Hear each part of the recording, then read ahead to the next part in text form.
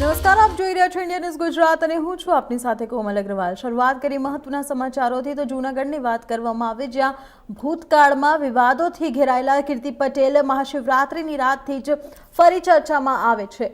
ભવનાથના મંદિરમાં આવેલા મૃગકુંડમાં મહાશિવરાત્રિએ નાગા સાધુઓની રવેડી પૂર્ણ થયા બાદ રાતે શાહી સ્નાન થાય છે।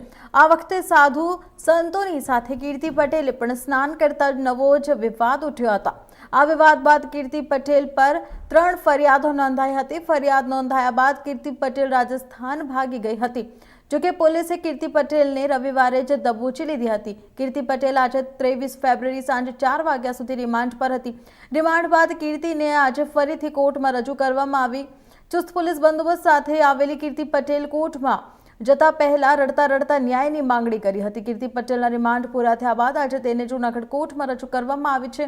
પોલીસના ચુસ્ત બંદોબસ્તમાં કોર્ટ પરિસરની અંદર લઈ જતા કીર્તિ પટેલ ચોંધાર આંસુએ રડી પડી હતી।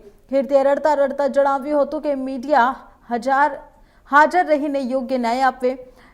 નોંધનીય છે કે ભવનાથમાં સાધ્વીની જેમ ભગવા વસ્ત્રો પહેરીને મૃગકુંડમાં સ્નાન કરવા ગયેલી કીર્તિ પટેલ સામે સાધુ સંતોમાં ભારે રોષ જોવા મળ્યો હતો।